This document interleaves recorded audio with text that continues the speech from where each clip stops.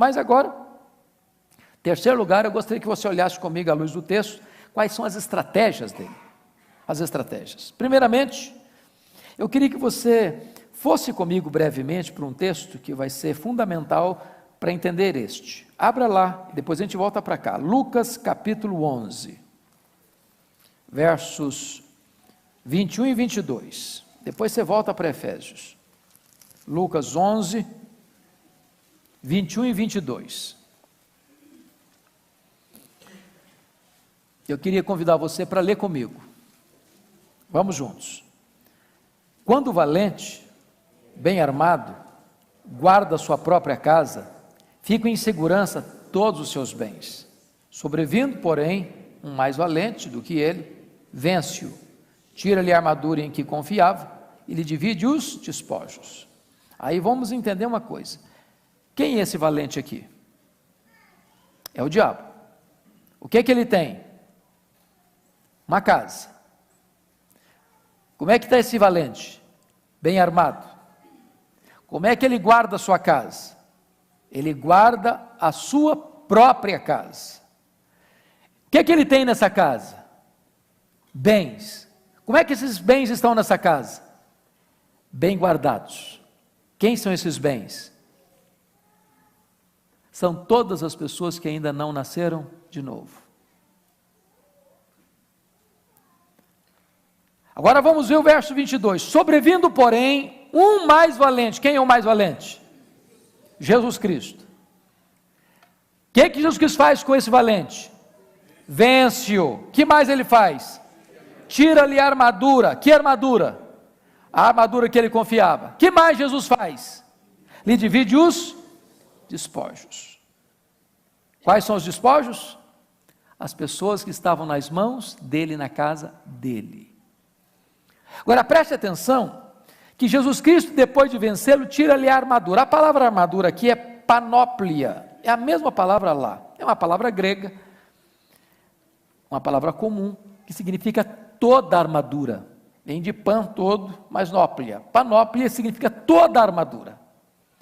Então eu quero que você já comece a pensar comigo uma coisa, o diabo não precisa usar cilada para quem é dele, já está na mão dele, já está na casa dele. Você não precisa de armadilha para pegar um passarinho que está na gaiola, já está na gaiola.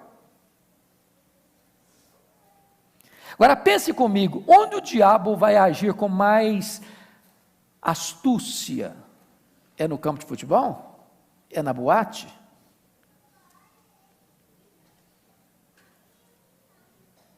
É no carnaval? É no bar da esquina onde as pessoas enchem a cara? Ou é na igreja? Onde você acha que ele escala os seus demônios mais tinhosos? Mais ardilosos? Mas eu quero chamar a sua atenção para um fato agora. Para um fato agora. É que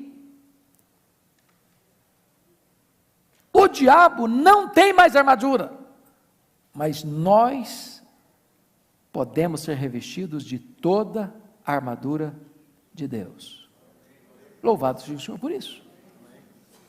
Quais são as artimanhas dele? Em segundo lugar, irmãos, a cilada do diabo contra a igreja. Primeiro, ele furta a palavra semeada no coração. Está lá em Mateus 13, 19.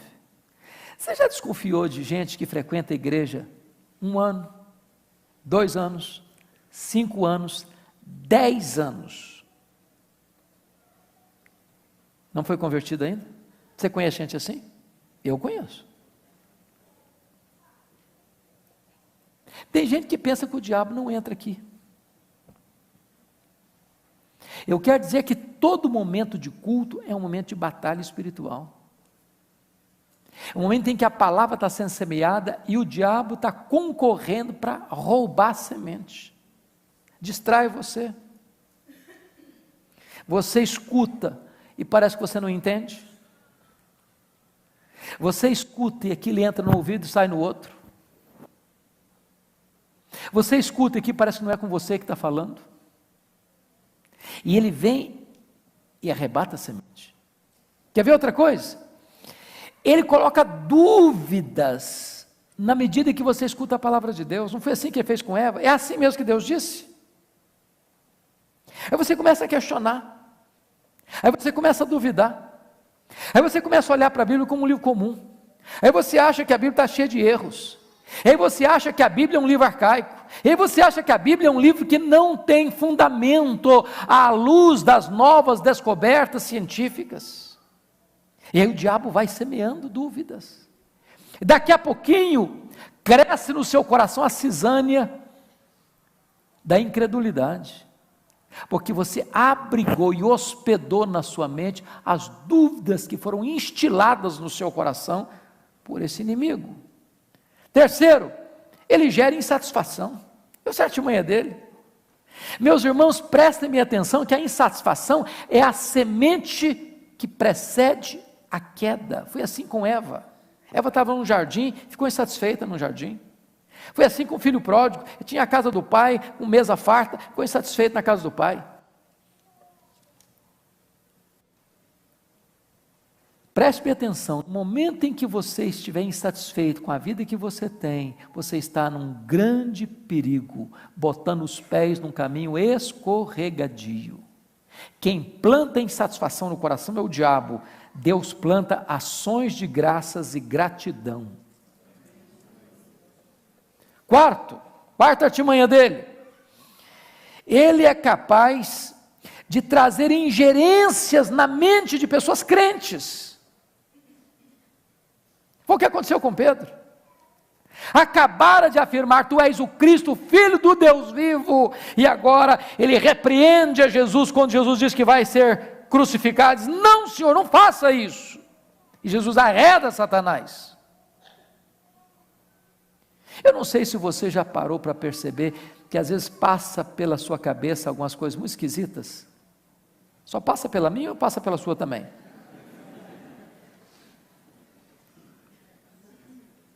Dr. Russell Shedd, de saudosa memória, disse que toda vez que você sentir que você está pensando uma coisa muito esquisita, isso é o que se chama de dardos inflamados do maligno.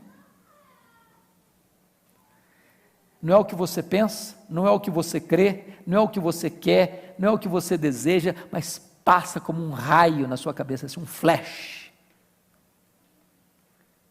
E aí o que acontece? Você apaga esse dardo com o escudo da fé. Não é isso que eu creio, não é isso que eu penso, não é isso que eu aceito, não é isso que eu desejo, e esse pensamento não é meu. Apaga com o escudo da fé. Temos que ter cuidado, irmãos, são sutilezas, são dardos inflamados. Quer ver outra coisa? Quando você guarda mágoa no coração, a Bíblia diz: não se deixe pôr o sol sobre a vossa ira, nem deis lugar ao diabo. Tem muita gente, irmãos, que abriga mágoa, ódio, rancor, ranço, amargura no coração, e quando alguém guarda mágoa no coração, ele abriu um flanco inteiro, uma porta larga para o diabo entrar e fazer um estrago. Mágoa é porta aberta para o diabo entrar. Preste bem atenção nisso. Se você está guardando mágoa de alguém, resolve isso hoje, em nome de Jesus, para que Satanás não se irante com a sua vida. A Bíblia diz que quando você guarda mágoa de alguém, você é colocado no pelourinho, você é colocado no tronco do diabo, ele açoita a sua consciência, ele arrebenta você com o chicote da culpa. Quais são as artimanhas dele? Ele é tão sutil a ponto de resistir nossas orações, como resistiu às orações de Daniel. Ele é tão sutil a ponto de barrar trabalhos missionários, como Paulo diz na sua primeira carta aos Tessalonicenses. Nós estamos em guerra, queridos, é uma batalha espiritual, e nós precisamos entender quais são as sutilezas deste inimigo e os seus estratagemas. Quer ver outra coisa? Falsos milagres para enganar as pessoas. Tem muitos milagres, irmãos, que são fabricados pelo diabo. Tudo aquilo que não glorifica a Deus, tudo aquilo que não traz exaltação para o nome de Jesus, tudo aquilo que eleva o próprio homem, que enaltece o próprio homem, é obra do diabo e não obra de Deus, para enganar. Quer ver outra artimanha dele? Falsas doutrinas, ensinos de demônios. O diabo é um grande produtor de falsas doutrinas, de heresias. Porque o que é heresia? É aquilo que prende, exatamente o dente do lobo que devora, que destrói. Nós precisamos estar atentos a essas artimanhas desse inimigo.